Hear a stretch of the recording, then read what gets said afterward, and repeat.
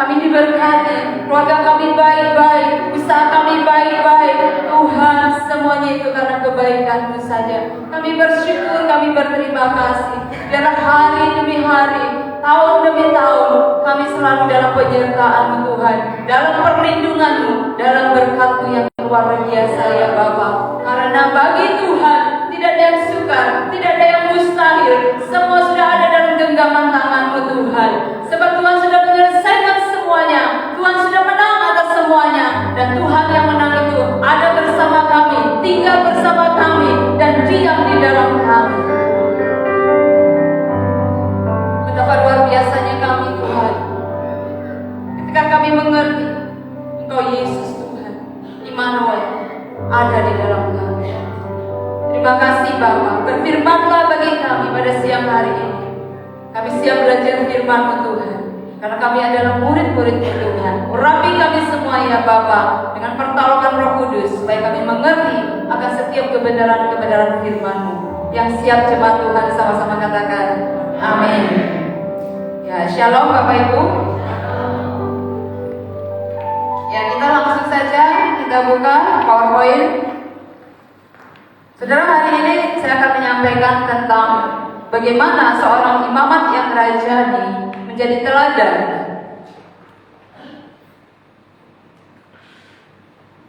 Mungkin ada yang merasa asing kata imamat ya, karena itu ada di dalam kitab Perjanjian Lama. Next kita lihat, saudara, di dalam 1 Petrus 2 ayat 9, firman Tuhan berkata seperti ini. Tetapi kamulah bangsa yang terpilih, imamat yang rajani, bangsa yang kudus, umat kepunyaan Allah sendiri, supaya kamu memberitakan perbuatan-perbuatan yang besar dari Dia, yang telah memanggil kamu keluar dari kegelapan kepada terangnya yang ajaib. Yang percaya katakan amin. Firman Tuhan katakan, kamu bangsa yang terpilih. Saudara, kita lihat di dunia ini kurang lebih ada 200 ya. Dan 200 bangsa, negara. Kita lihat bendera-bendera ini, saudaraku, mereka punya corak yang berbeda-beda ya. Tetapi dikatakan oleh Rasul Petrus bahwa kamulah bangsa yang terpilih. Bicara bangsa, bicara generasi, bicara bangsa, bicara tentang keturunan, bicara bangsa, di mana Rasul Petrus sedang berbicara tentang bagaimana keturunan ilahi, sekelompok orang, bangsa yang terpilih, dikatakan juga bangsa yang kudus, bahkan dikatakan umat kepunyaan Allah sendiri. Saudara senang nggak jadi umat kepunyaan Allah? Hanya 2 saudara di muka bumi, menjadi kepunyaan Allah atau menjadi kepunyaan iblis. Cuma pilih aja. Pilihannya cuma 2, menjadi milik Allah atau menjadi milik iblis. Sebenarnya iblis itu nggak punya apa-apa, saudara percaya? Tetapi iblis banyak mencuri. Dia mencuri kemuliaan, dia mencuri penyembahan, dia mencuri jiwa-jiwa, dia mencuri kekayaan. Semua yang Allah punya dia curi dengan cara yang sangat licik, sangat jahat, dan dia berusaha untuk memusnahkan bahkan biji matanya Allah, yaitu saudara dan saya. Tetapi kita bersyukur oleh karena kuasa darah Yesus, saudara terlindungi. Amin. Bapa selalu menjaga kita, Allah selalu menjaga kita, karena kita adalah kepunyaannya Dia. Kita adalah dikatakan imamat yang rajani. Saudara, mari kita lihat tentang kata imamat ini. Tadi pagi Pak Gun sudah menyampaikannya juga. Saudara, di sini dikatakan apa itu imamat? Ya. Kalau di Israel mungkin sudah biasa, karena mereka tuh sudah mengenal kata imam. Sejak mereka keluar dari perbudakan Mesir, Tuhan menunjuk ada imam-imam yang khusus melayani bangsa Israel. Tugas imam ini apa? Tugas imam ini ketika bangsa Israel berbuat dosa, maka imam sebagai pengantara supaya bangsa ini tidak dimusnahkan oleh Tuhan, supaya bangsa ini diampuni dosanya oleh Tuhan. Maka imam itu mengadakan pendamaian, ya, lewat pencurahan darah. Karena itu Tuhan Yesus dikatakan imam besar. Karena itu kenapa saudara dan saya dikatakan imamat? Kita lihat imamat dikatakan seperti ini. Setiap orang percaya bisa langsung. Nah, ini luar biasa. Zaman dulu nggak bisa, saudara. Tuhan? Oh, nggak bisa. Harus lewat perantara imam. Ya. Apalagi kalau mereka sudah berbuat dosa, jangan coba-coba dekat ya dengan yang namanya bait suci, rumah Tuhan. Nggak bisa, saudara. Maka harus ada sembelih, ada korban yang harus disembelih, ada darah yang dicurahkan di mezbah, dan darah itu dipercikan, saudaraku, kepada mereka yang berbuat dosa, dan imam akan masuk ke ruang suci, lalu imam masuk ke ruang maha kudus. Disitulah terjadi pendamaian. Karena itu, saudaraku yang dikasih Tuhan, terus kenapa kita dikatakan imamat? Karena Yesus ada dalam diri kita. Yesus imam besar, dia adalah imam, dia adalah perantara antara Bapa dan kepada jemaatnya, saudaraku. Dia ada di dalam kita. Artinya, saudaraku, kalau kita dikatakan imamat yang rajani, kita adalah imam-imamnya Allah. Dikatakan seperti ini, setiap orang percaya bisa langsung datang kepada Tuhan tanpa melalui perantaraan orang lain. Jadi nggak perlu kalau saudara berbuat dosa, saudara cari Pak Tio. Pak Tio, tadi saya tuh berbuat dosa, tadi saya tuh ada mencuri. Misalkan seperti itu ya. Pak Tio, tolong Pak Tio, minta ampun saya kepada Bapa di surga. Karena saudara adalah imam, karena saudara adalah imamat yang rajani, saudara tinggal datang aja. Tuhan, ampuni aku. Tadi aku mencuri, Tuhan. Orang lain nggak tahu, tapi aku tadi mencuri, Tuhan. Saudara, itu maksudnya, saudara. Ya. Jadi nggak perlu perantara, nggak perlu ada saudaraku yang menengahi saudara. Tetapi saudaraku, setiap orang yang percaya dapat menjadi perantara doa bagi orang lain. Saudara, ada firman Tuhan berkata begini. Satu orang percaya dan bertobat, maka seisi rumah diselamatkan. Amin. Di dalam keluarga saya latar belakang bukan dari kecil Kristen. Saya latar belakang dari kepercayaan yang lain. Dan saya menangkap firman Tuhan katakan, hamba Tuhan ketika saya mulai percaya, kamu harus percaya bahwa satu orang percaya yang bertobat, maka seisi rumah akan diselamatkan. Artinya, ketika kamu dipilih Tuhan yang pertama dan Yesus ada di dalam kamu, kamu adalah imam dan kamu yang akan berdoa menjadi perantara untuk keluarga besar. Haleluya. Jadi saudaraku, kita dipanggil Tuhan itu bukan hanya sekedar dipanggil begitu aja, saudara. Bukan kita tok yang masuk dalam kerajaan surga, tetapi ketika kita dipilih, ada imam besar yang maha kudus ada di dalam diri saudara, maka saudaraku, tujuan Tuhan, saudara yang dipilih menjadi perantara bagi orang-orang yang berdosa. Ada haleluya? Saudara bisa berdoa untuk teman saudara, untuk tetangga saudara. Itu tujuan Tuhan, saudara. Kita menjadi perantara, kita adalah imam. Karena itu dikatakan kita ini adalah imamat yang rajani. Kata rajani, setiap orang percaya diberikan kuasa atau otoritas untuk memerintah dunia. Tadi malam ada seorang jemaat, dia punya saudara-saudara.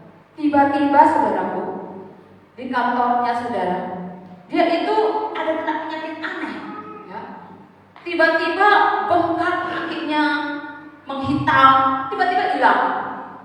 Tiba-tiba bengkak lagi kakinya, menghitam, tiba-tiba hilang. Loh, ini kok aneh ya? Dia baru kenal Tuhan. Dan dia bilang sama suami saya, Pak, tolong doakan. Terus saya bisa bilang, Ibu punya kuasa. Ya. Ibu anak Tuhan, Yesus ada di dalammu, kamu punya kuasa. Karena ini kan bukan di genteng, dia berada di kota lain. Ibu punya kuasa. Jadi saudaraku, jemaat itu gak ada yang nganggur. Ketika ada saudaranya atau temannya yang tiba-tiba diserang oleh kuasa iblis atau disantet, saudara, maka saudara dan saya punya kuasa untuk mengusir. Ada amin? Dikatakan saudaraku, setiap orang percaya diberikan kuasa atau otoritas untuk memerintah dunia, jangankan setan, bahkan dunia, ya. Ada kuasa dalam diri kita untuk mengalahkan dosa dan kelemahan. Bersama dengan Yesus Raja segala raja mewujudkan pemerintahan kerajaan Allah di dunia. Haleluya. Saudara percaya saudara adalah imamat yang rajani? Saudara berani melangkah ketika ada seorang yang dikuasai roh jahat, saudara berani mengusirnya? Suaranya masih turun kan? Karena apa saudara? Karena kita nggak yakin. Ya. Immanuel, Yesus ada di dalam kamu. Next, kita lihat lagi. Di dalam Yohanes 13 ayat 1a, ini ada yang berbeda, saudara. Nanti kesimpulannya di terakhir. Sementara itu, sebelum hari raya Paskah mulai, Yesus telah tahu bahwa saatnya sudah tiba untuk beralih dari dunia ini kepada Bapa.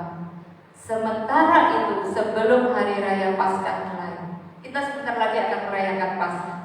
Saudara suka cinta merayakan Paskah? Harusnya perayaan Paskah tidak lebih kurang daripada perayaan Natal. Ya. Tetapi orang lebih cenderung untuk memeriahkan perayaan Natal. Padahal kebangkitan Tuhan itu, kematian dan kebangkitan Tuhan harus dirayakan. Di situ iblis gemetar, di situ iblis dikalahkan, di situ kerajaan iblis diporak-porandakan, di situ alam maut dicengkeram, alam maut diambil alih, kunci segala pintu-pintu maut dipegang oleh Tuhan Yesus. Itu sebenarnya perayaan yang luar biasa. Seharusnya Paskah dan Natal tidak boleh dibedakan perayaan, ya. Tetapi dunia melihatnya dengan cara yang berbeda. Saudara, di sini dikatakan Yesus telah tahu bahwa saatnya sudah tiba untuk beralih dari dunia ini kepada Bapa. Saudara, ada beberapa orang tua tahu, dia panggil anak. Nah, sebentar lagi Papa akan berpulang. Wah, kalau sudah begitu, saudaraku, orang-orang sudah keluarganya sudah siap-siap. Ada beberapa orang yang tahu kalau dia mau dipanggil Tuhan, ya. Tetapi ada orang-orang yang tidak tahu, atau bablas sudah dipanggil Tuhan, ya, kaget dengannya. Tetapi saudaraku, Yesus tahu bahwa dia akan berhenti di dunia ini. Saudara, kita semua akan berhenti di dunia ini. Saudara berani mengaminkan? Dikatakan di sini, saudaraku. Kenapa saya mengambil kisah ini? Ya, Yesus tahu bahwa dia akan beralih dari dunia ini kepada Bapa. Kita lihat selanjutnya. Saudara, mari kita lihat. Karena ini bicara tentang teladan. Kemudian ia menuangkan air ke dalam sebuah basi dan mulai membasuh kaki murid-muridnya, lalu menyekanya dengan kain yang terikat pada pinggangnya itu. Saya lanjut saja dulu. Yohanes 13, 12, 13. Mari saya minta Bapak Ibu yang baca. 3, 2, 1.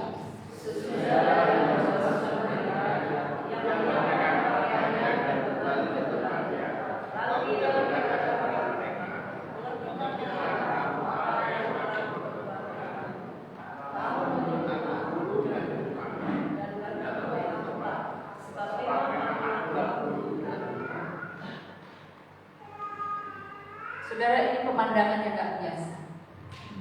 Zaman dulu di Israel, setiap rumah itu menyediakan basi untuk mencuci kaki. Tetapi yang mencuci kaki bukan tuan rumah. Kalau tamu datang, berarti ada pelayan yang siap. Tamunya duduk dan mereka membasuh kakinya. Kenapa, saudaraku? Karena pasti zaman dulu kan nggak naik motor, ya kan? Zaman dulu kan nggak naik mobil. Zaman dulu jalan kaki, ya kotorannya segala macam pasti bisa menempel di kaki. Jadi kotor banget. Jadi saudara, tuan rumah sudah menyediakan untuk mencuci kaki. Saudara perhatikan di sini. Ketika Tuhan Yesus tahu bahwa dia akan mati, apa yang dia lakukan? Dia ambil selendang, ya, untuk mengelap kaki. Jadi habis dibasuh itu, pelayan itu akan mengelap kaki tamu. Dia jongkok dan dia bawa stong itu ke dekat kaki daripada murid-muridnya. Saudara, ini benar-benar suatu terobosan, sesuatu yang berbeda, sesuatu yang tidak lazim dilakukan. Kenapa saya katakan seperti itu? Karena Yesus, dia adalah pemimpin besar, dia adalah tamu agung, dia adalah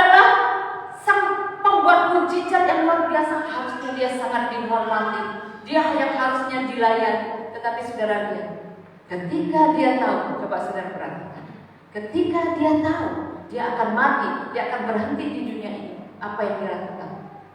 Dia memberikan suatu teladan. Ini sangat penting, saudara. Kita lihat coba saudara, saya lanjut dulu.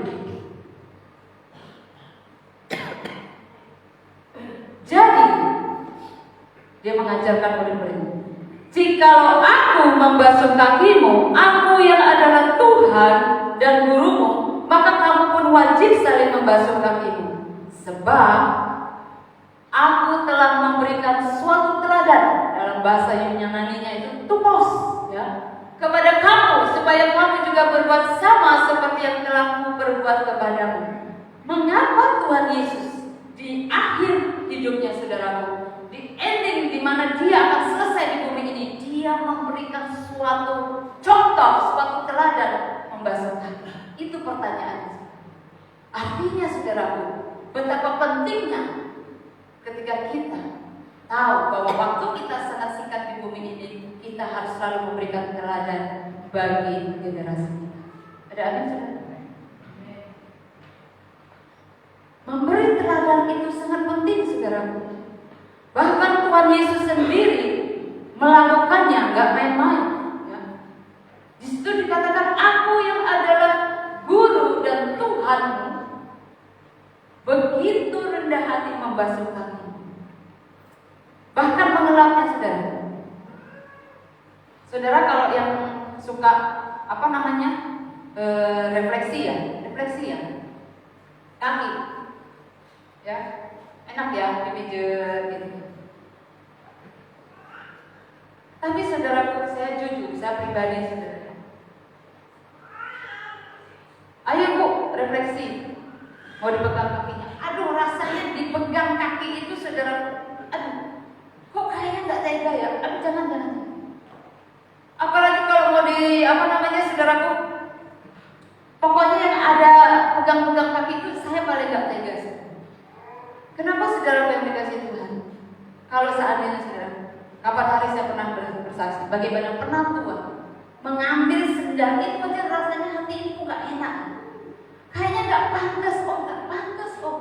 Apalagi ini Tuhan Yesus yang luar biasa dihormati, disanjung, dipuji, dihargai, harus membasuh kaki murid-muridnya. Karena itu saudara, salah satu murid Tuhan Yesus langsung begini, Tuhan, jangan Tuhan, jangan.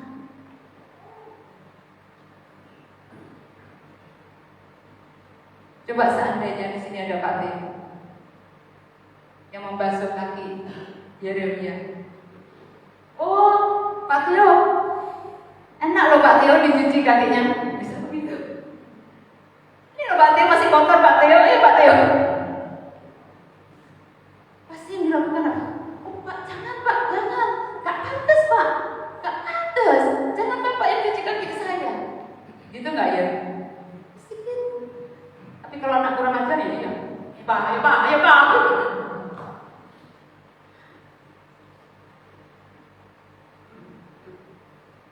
Dari sini kita belajar, saudara. Tuhan Yesus, artinya Tuhan yang rendah hati yang membasuh kaki murid-muridnya ada di dalam saudara. Berarti apa? Anak Tuhan tidak ada yang namanya sok. Anak Tuhan gak ada yang namanya meninggikan diri, ya.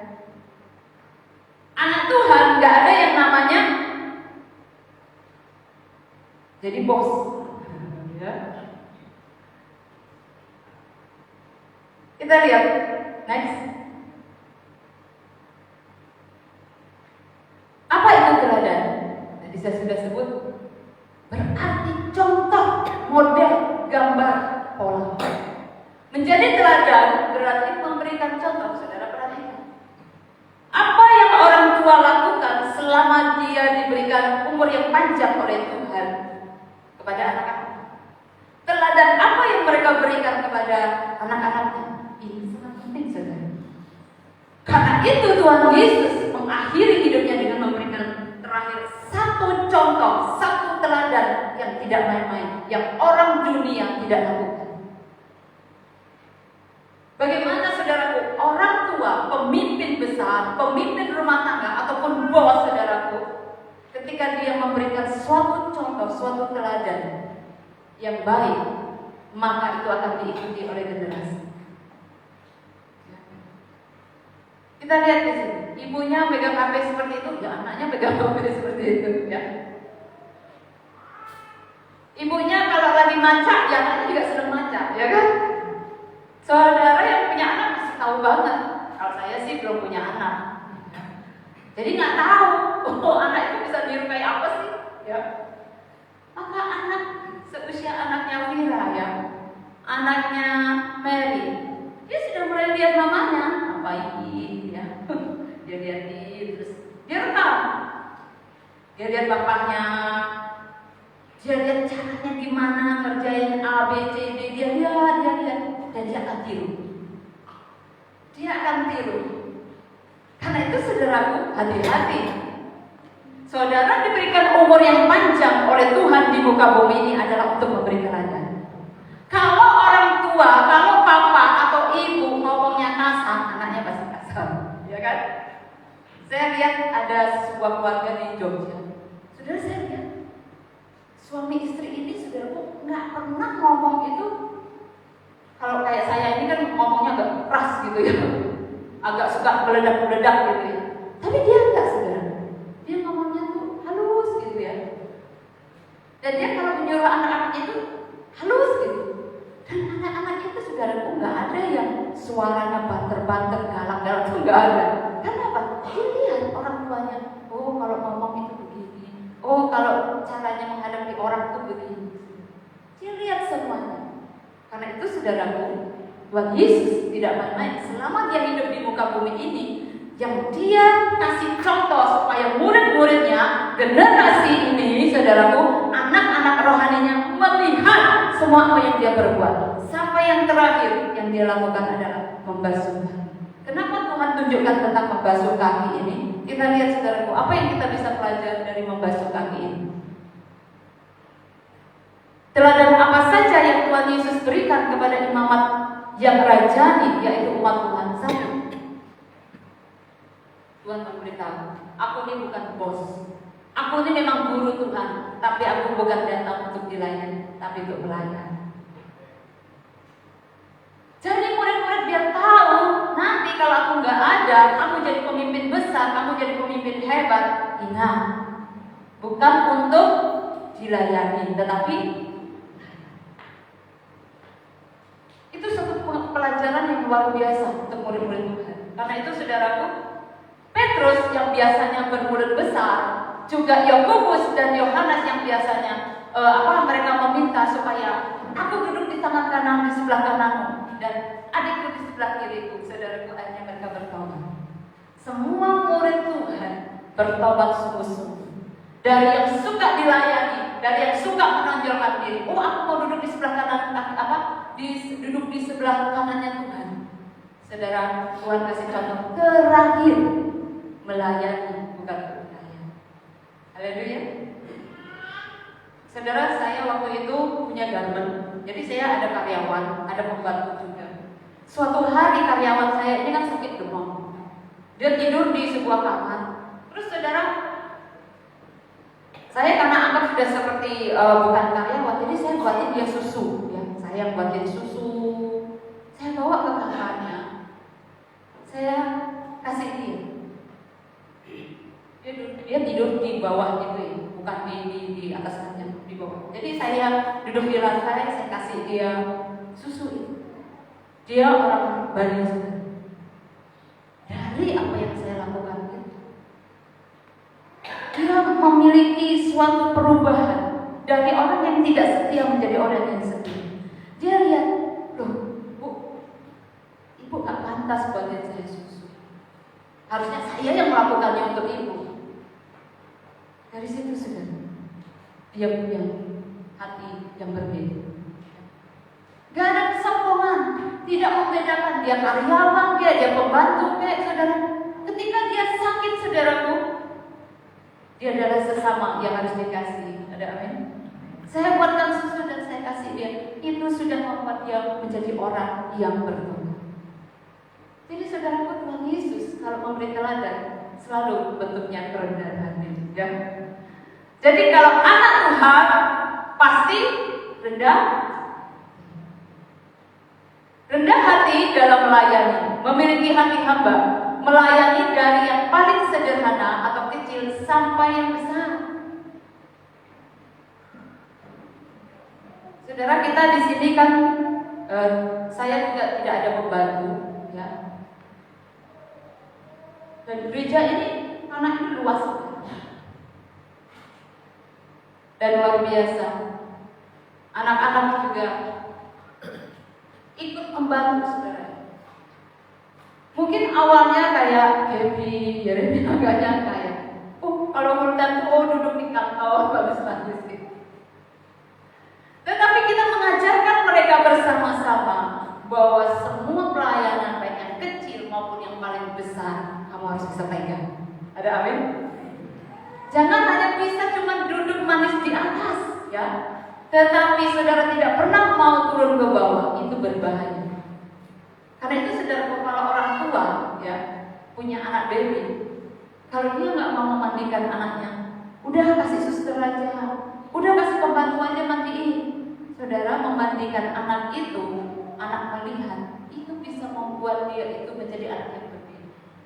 Kalau papanya gendong dia, kalau mamanya gendong dia, mandiin dia, ngelap dia, itu kan melayani, saudara, ya enggak?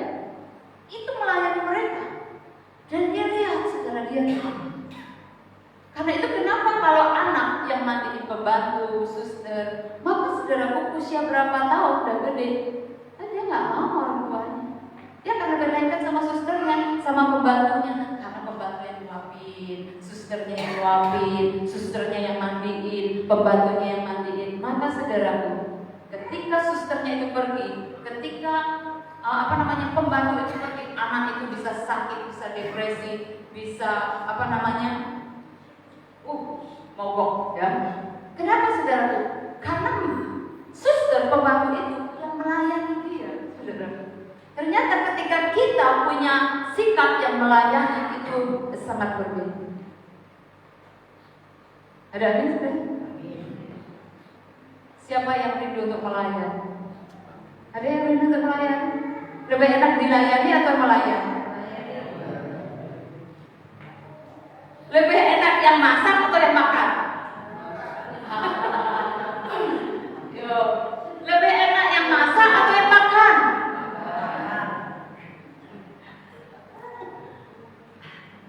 Jadi bapak-bapak kalau lihat ibu-ibunya masak, tolong dibantu. Udah istrinya capek-capek masak, semua sudah dihidangkan dengan baik. Ketika makan, mah kok begini mah, hambar. Saudaraku yang dikasih Tuhan, terluka gak istri? Pasti.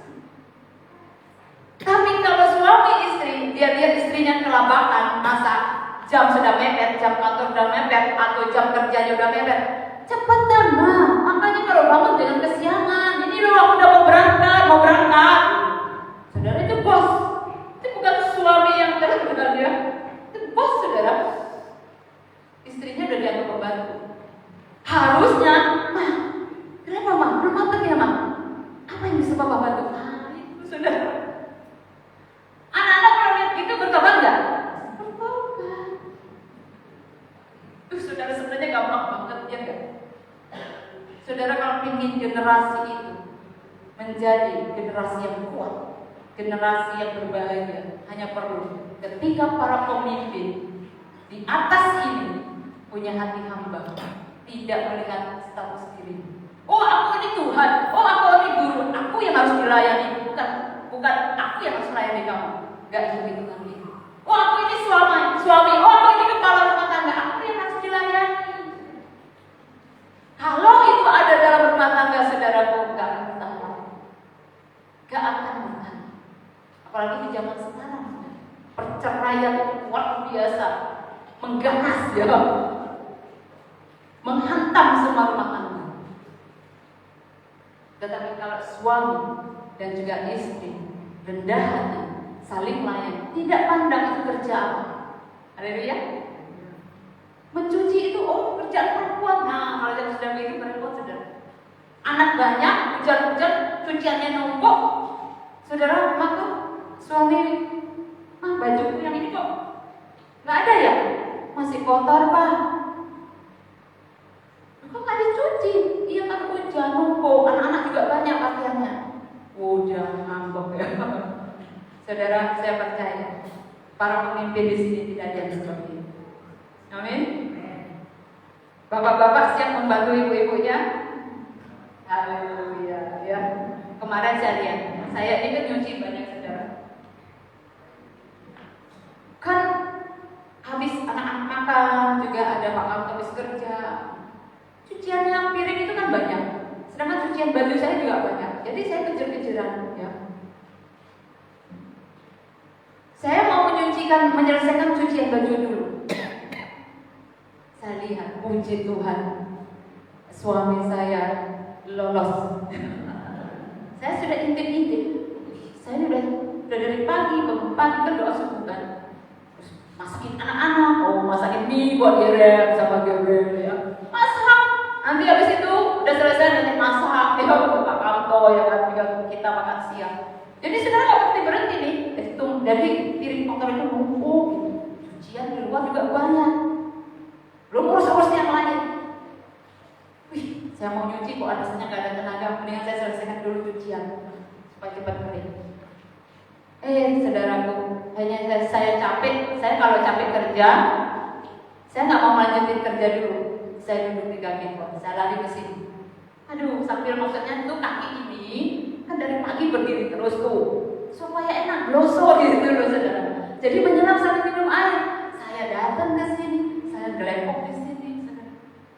Saya doa, saya 1 jam duduk di kaki. Supaya ini juga istirahat. Saya doa. Saudara, ketika saya balik, tempat piring saya bersih. Itu membuat hati istri jadi Coba kalau saya habis doa, saya lihat Tuhan, ampun Tuhan, aku ini udah capek, kok suamiku gak ada belas kasihan. Gitu kan, ngomel. Tapi kalau lihat begitu, jadi saudaraku, rumah tangga yang berbahagia adalah rumah tangga yang dipenuhi dengan kerendahan hati. Amin.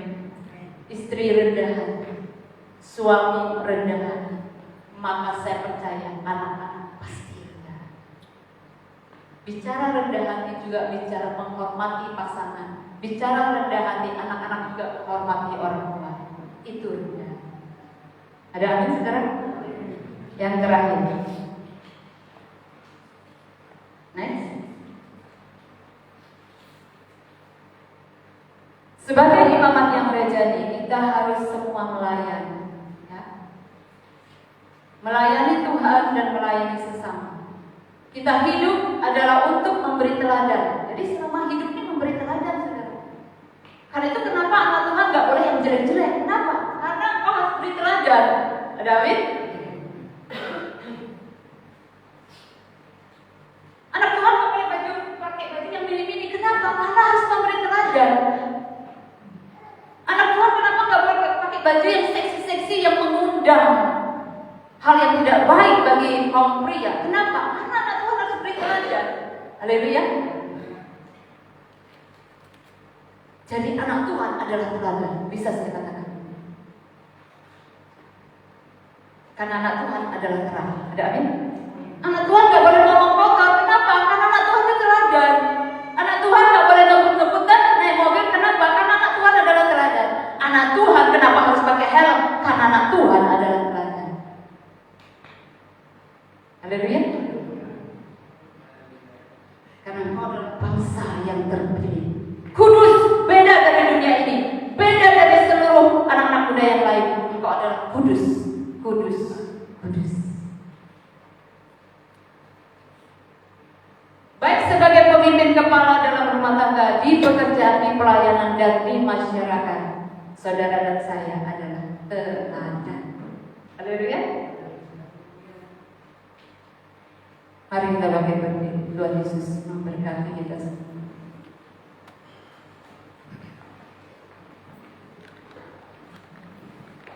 Bisa nggak lagu ini? Ku tak dapat lupakan. Hati hamba ya. Kebaikan yang benar. Makasih Roh. Ku tak dapat lupakan kebaikan yang ku terima. Makasih. Pengorbananmu yang mulia jadikan ku berharga. Kau tulus menerima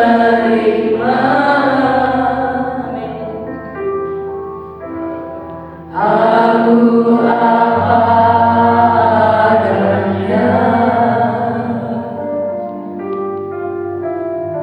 Perbuatan kasih-Mu nyata memulihkan hidupku. Kau bukan Tuhan yang melihat lupa. Kau bukan Tuhan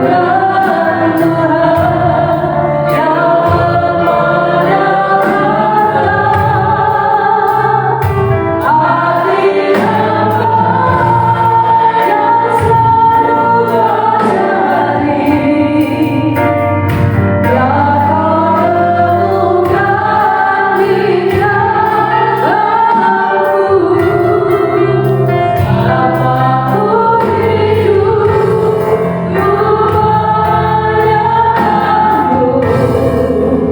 Sampai Kau sangat berarti bagiku. Yang terbaik yang padamu. Ku bersembahkan kepadamu,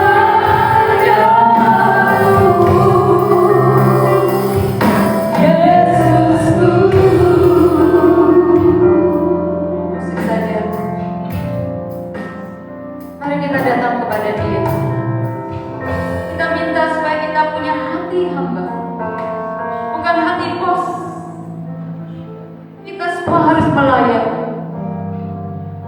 Kita semua harus melayani, karena sang pelayan itu ada di dalam kita. Tuhan Yesus, terima kasih. Ampuni segala kesombongan kami. Ampuni segala keangkuhan kami. Biarlah kami menjadi anak-anak-Mu Tuhan, yang punya hati yang selalu melayani dalam keluarga, di dalam melayani pekerjaan.